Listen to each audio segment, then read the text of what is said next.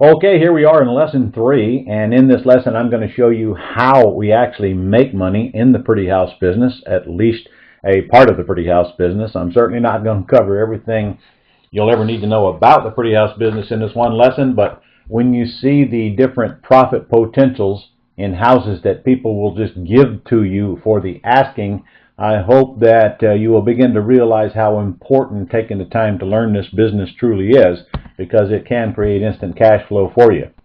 In my example that I showed you in the last lesson, a seller called me with a beautiful home in a beautiful neighborhood worth $220,000 based on the realtor's comps that had it previously listed. Now, if you remember, that house had expired. The listing was 6 months, and then the seller called me from a yellow letter that I sent them, and that call went to my answering service. My answering service took the information, and then I saw what you're seeing in the top block here and decided to call that customer back because they told me it was worth $220,000.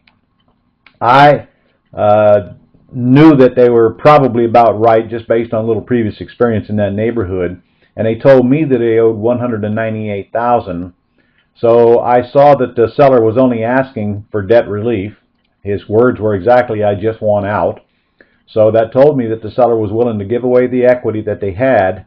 All I had to do was verify that they would let me take over their debt subject to, which we previously covered. I did that, and I bought the house several days after meeting the seller. Now, we put the property on the market. We didn't have to touch it, and a tenant buyer came along. We put it on a lease option, which means we leased it with the option to buy. And within 8 days, we had a nice couple that came in with a total of $10,000 in their possession. I pre-screened them. I got a little short application on them and decided that they're okay. I would accept them because they had the income that I thought would be necessary to make the monthly payment. And of course, they had $10,000 to work with. So ultimately, we set it up for them to lease purchase it. My attorney closed it, and I applied $8,000 of their $10,000 toward a non-refundable option deposit. And if you recall, I gave the seller nothing. When I agreed to buy this property, the seller wanted nothing, and I gave them exactly what they asked for, which was nothing. Really, what I gave the seller was debt relief, because I did promise to start making their payment within 3 months. In fact, that was the agreement. 3 months later, I agreed to make their payment. Now, before I go any further, it only took me 8 days to find this tenant buyer. So profit stream number 1 is I put out nothing, and I got back $8,000. I actually got back $8,000 for a deposit plus the first month's rent of $19.95. Since I didn't have a payment to make for 2 months, I got to keep the $19.95, and since I didn't put out anything to buy the property except some closing costs, I got back $8,000, and my profit was $8,000 less my closing costs, plus $2,000 that I collected for the first month's rent, and another $2,000 I collected the second month because I didn't have a payment for 3 months. So my first profit spread is the down payment spread, and frankly, that is why a lot of people like these pretty house deals. They're so simple and easy. The seller gives us the house, and then we put it on the market and get whatever we can as a non-refundable option deposit from the tenant buyer. So income stream number 1 is the down payment spread. Income stream number 2 is the monthly spread on the cash flow, which can be quite substantial. And what I like about this one is that it just keeps on coming. You know, I'm only going to get the down payment spread once, but when I'm collecting more for rent than I'm paying for a payment, then obviously that cash flow continues on until that buyer either qualifies for a loan and takes me out or defaults, and in which case I'll put another tenant buyer in their place. In this case, my monthly payment was a little high. $1,726. It was a little frightening in the beginning. That's principal, interest, taxes, and insurance. But I knew with this beautiful house with a pool in the backyard that I wouldn't have any trouble attracting someone on a lease purchase program now, not straight rent, that would pay me at least enough to cover it. I got the tenant buyer involved, and what I did was let them tell me how much they could afford to pay per month They told me they could pay $2,000, so he set the rent at $19.95. And in this case, I'm not making a killing every month. I can tell you that I've done deals with a lot more monthly spread in them than this one. But what the heck's wrong with $269 a month that I don't have to do any work to collect from this point on? And I also might remind you that anytime I put a buyer or a tenant buyer in a property and lease it to them with the option to buy, all repair costs are passed on to them after the first 30-day period. First 30 days, I'll fix everything. After the 30 days, I will fix nothing. And this is clearly spelled out in my lease option agreement, which you'll get a chance to get here in a few minutes. So I'm getting a $269 a month monthly spread with no repair liability to the property for as long as this tenant's in the house. So cash flow stream number 2 is monthly spread. Cash flow stream number 3 is the equity spread. I agreed to pay $198, which is what the seller owes, by simply taking over their debt subject to. I had to bring no money to the table, and I had to qualify for no loans, and nobody pulled my credit. My buyer agreed to pay me $229,000. They gave me $8,000 down, so they owe me $221,000. So when and if they go get refinanced and cash me out, a $23,000 check will come to the closing table. So my equity spread in this case is $23,000. If this buyer doesn't cash me out, maybe the next one will. If the value goes up, it'll be more. If it goes down, it'll be less. But either way, it's free money. And quite often, these equity spreads are really substantial and sometimes over 6 figures. And then another income stream is the option deposit defaults.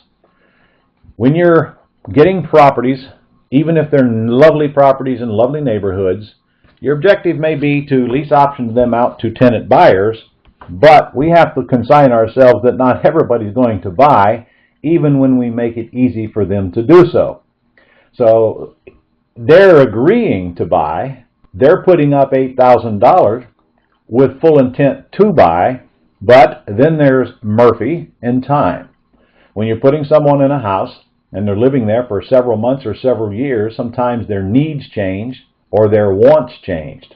Things like divorce or job losses or income losses or numerous other things cause them not to buy the house later, and or they simply can't qualify to go get new financing.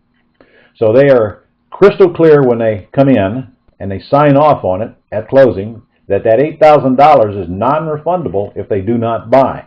Now, they get to choose whether they buy or not. It's totally their option. So I'm sitting around waiting for them to decide and close if they're going to, but if they choose not to and they decide they'd rather move, then that $8,000 deposit is not refundable. Therefore, it becomes income to me or you. Now, let me make a statement here. That $8,000 is your money the day you put that tenant buyer in the house. You do not have to put it in an escrow account. You're not a realtor acting for someone else in their interest. It's your money. It's non-refundable. It will apply toward their down payment, but do not have to give it back if they don't move. I mean, if they do move. And then that's important that you have a good agreement to make sure that's clearly spelled out, and that your attorney handles this closing so that you won't have any issues if and when the time comes when when they do forfeit that deposit. All right. There are other benefits of owning real estate, and my friend, let's be clear here. If I go buy a property and someone deeds it to me and I take over the debt subject to, or I go buy it with owner financing, I own that property. That title has transferred to me. I am the legal owner of the property. Now when I go put a tenant buyer or lease option or rent to own the property, I still own the property, so I have not made a sale. A sale does not take place until a deed transfers from one person to the other. Well, it transferred when I bought it, but so far it hasn't transferred when I put a lease option tenant buyer in it. Until they go get a loan and cash me out, the property is still mine. So as an owner, all I'm really doing is creating a portfolio of rental properties.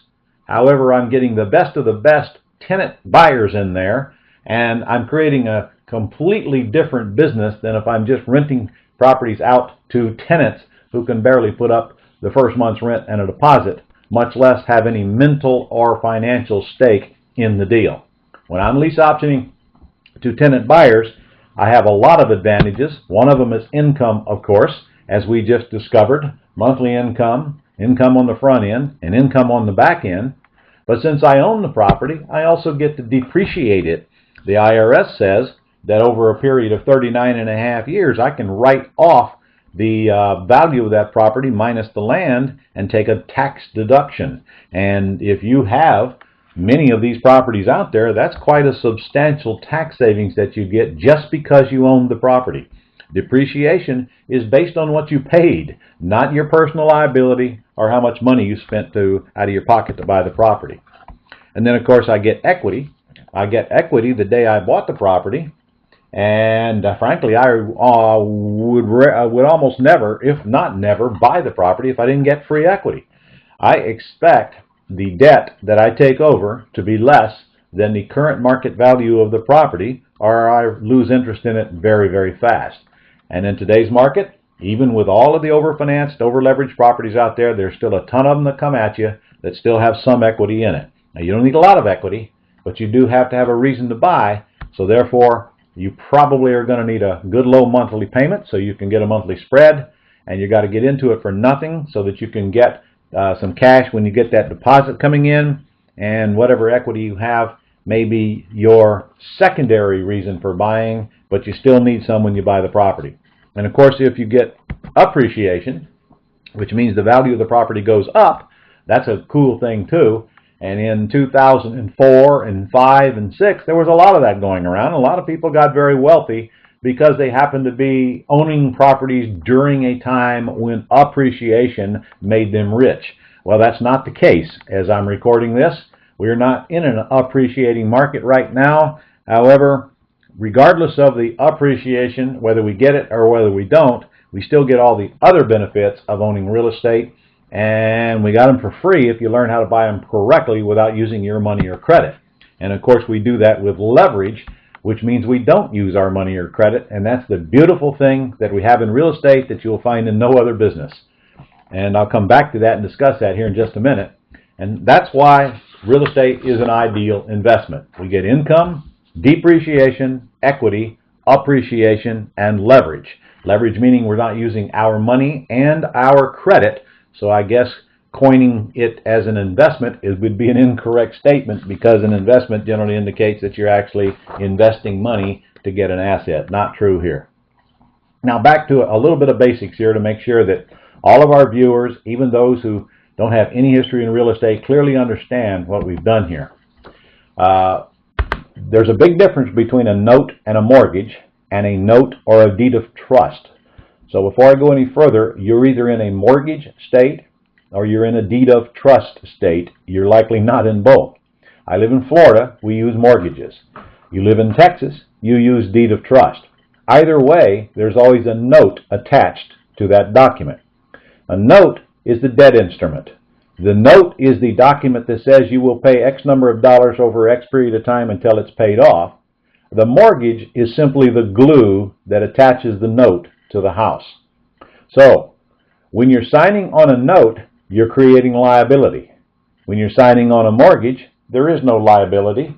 The only thing the lender can do on a mortgage is to take the house back. But on a note, they can sue you for deficiency, perhaps, and create credit issues for you and all kinds of problems in your life. There are millions of people out there today who signed on the note, and it's the note that's getting them in trouble. It's the mortgage that attaches that note to the house. So that's a little real estate 101 for you. When I go out and I take over a property subject to, that seller is transferring the ownership of the property to me through a deed, but the note and the mortgage that they signed still stays attached to the property and comes along with it. You see, I did not have to pay it off in order to take ownership. So ownership, the deed, is not the same document as the note and mortgage. The bank does not own the property. The seller owns the property. The bank has a lien against the property attached to it by a mortgage and containing a note. Here's a question that many people are concerned about. Will I be able to find a tenant buyer in this slow market? Well, let's examine that here just a little bit. First of all, you're dealing in lovely homes in lovely neighborhoods. That's a big plus. And your tenant buyer can move in immediately. As soon as you take possession of the property and find and screen your tenant buyer, they literally can get the keys to that house within a few days. And that few days generally is what it takes for your attorney to get the paperwork ready. There's no banks involved. There's no long drawn-out process. You're going to get the application immediately from your tenant buyer, and you're going to, within a few hours, know whether you want them or not. And in one conversation, we'll seal that deal. They can have poor credit as long as they have some money and can afford the payment. When I'm putting tenant buyers in houses, I expect them to have poor credit. That's not a problem for me. However, I also expect them to make the monthly payment, and if I believe they can do that, that's a big plus in their favor. And then, of course, I'm looking at how much cash they can come to the table with, because that is the first pre-qualification technique that I want. So if I'm not looking for people who can qualify for a loan. In fact, I'm looking for the 75% of the marketplace who can't qualify for a loan, and I'm the guy, or you're the guy or gal, who's going to put them in a beautiful home and give them a chance to get their credit cleaned up, and then perhaps help them along the way with the credit service that we have, and put them in a position to where their credit is now back to good, so they can go qualify later for a loan if that is their chosen path. And they can take years or months or whatever you want to give them to clean up their credit or fix those kind of problems, and you literally can be there helping them get into these homes. And if you buy the property and you're not using your money and or your credit, you can take as long as you want to help these folks get their credit cleaned up and qualify for a loan. And as long as they're in the house making the payments, what the heck is the hurry? And in fact, the longer they're in the house, if you do a little bit of math, you will soon learn the more money you make. So this is not about trying to force people out of the houses quickly so you can get cashed out. This is about finding good people, helping them fix their issues, collecting money from them up front, collecting money from them monthly, and then ultimately, if they want to, helping them get financed on the back end, so you get paid now, paid monthly, and paid later. And if they, of course, don't get financed, then you can put somebody else in there to take their place. So when you have the ability to offer all of these great qualities, these great advantages into the marketplace, you've got a huge demand for these beautiful homes in these beautiful neighborhoods. The demand is much bigger than the supply. So all you have to do is learn to be the gatekeeper. And now it's not a matter of finding tenant buyers. It's a matter of pre-screening out the one from the herd that applies and deciding which one that you like the best. So let's look at what you've done here. You've turned an asset that you got for free. This individual gave me this home. I did not beg him to do so. He called me. I simply told him how I could buy it by taking over his debt, and he agreed. And I took that free asset and I turned it into $8,000 cash in 8 days. Actually, I turned it into $10,000 because I got the first month's rent as well. So 8 days after I closed on this house, I collected $10,000 that I can call my own and have called my own. Plus, I'm getting $269 a month for as long as these people stay in the house. And if and when they do cash me out at the price that we negotiated, they owe me $23,000 at that time. I've helped a seller out of a big problem. I gave them peace of mind. And they get up in the morning, they don't have to worry about this house anymore. And I've also helped a buyer get into a home of their own, act like a buyer, treat them like a buyer, and ultimately, if they stay in the game and they ultimately want to buy, I'll do everything I can to help them get that done. So I've provided a huge public service to both sellers and the buyers, and I've probably also provided one to the banks. Of course, they don't appreciate it, nor do they care, but I most likely have saved another property from going into foreclosure and added to the millions that are already out there. So I get paid for what I know. I get paid for what I know without writing checks and without guaranteeing debt and without making promises that I can't keep. I never told that seller when I'd pay that loan off because I didn't know. I told them that I would make the payments, and I will, and I have been, and I'm using the rent from the buyer to do so. And there are a lot of these deals out there. They're all over the United States and Canada. They're easy to find. They're easy to buy. Again, no money, no credit, but it is a separation process. You do have to take the massive herd of sellers that contact you or that you contact, pre-screen out the few that make sense to buy, and then move those forward quickly till you get to the check. And all of that we're going to be discussing in future lessons. Don't make promises you can't keep, and get it in writing you didn't make any.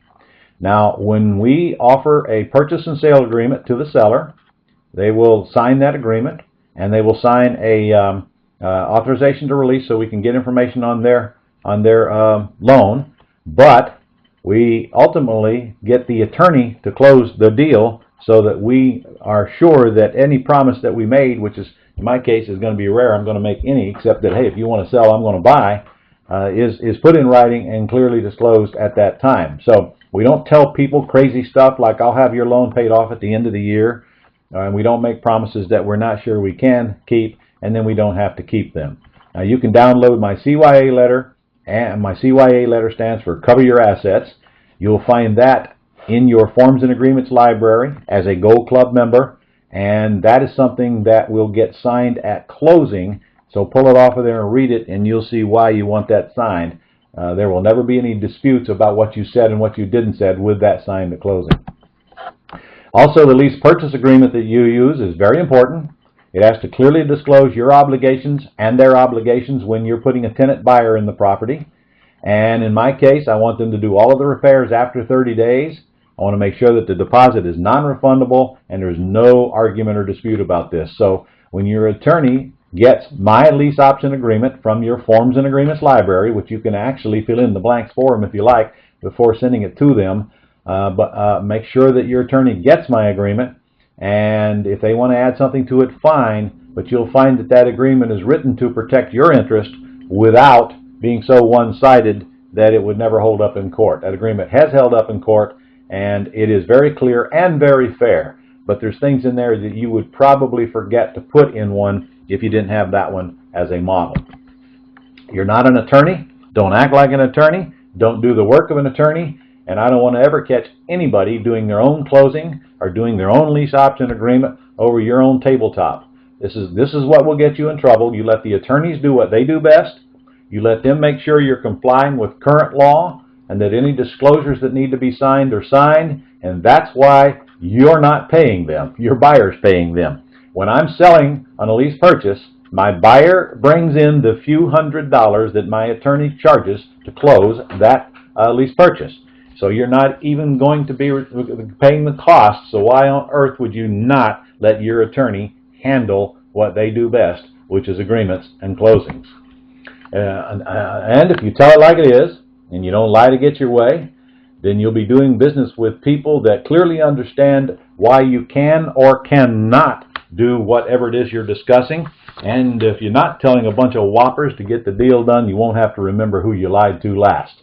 I'll tell you, my friend, in my experience, I find if you just tell it like it is and level with the folks, they not only will appreciate the fact that you're being honest with them, but your credibility rate will go through the roof because it's obvious you're not there to pull the wool over anybody's eyes or fake it till you make it to get a deal. And believe me, when you're doing business like that, the other side picks it up quickly and makes it more fun and a pleasure to do business with folks who simply tell it like it is. So if you're taking notes, write that one down. Tell it like it is. You don't have to keep any secrets. Better to lose a deal than your integrity or a court battle. And if you tell it like it is, and you get it in writing, and you have attorneys closing your transactions, you'll probably live the rest of your life without ever going to court over one of these real estate deals. Okay, that concludes Lesson 3, and coming up next is Lesson 4. And I know we covered a lot there in one lesson, and I can tell you that a lot of people are out there making a good living at what I just described to you. It is probably the #1 income-producing technique in real estate today. It's just getting pretty houses, putting tenant buyers in there. You're in, you're out. No contractors, no long-term costly entanglements, no credit checks, no repairs, none of that stuff. But here's a reminder of what's coming up in future lessons. since it's been a while since we went over this on the first lesson.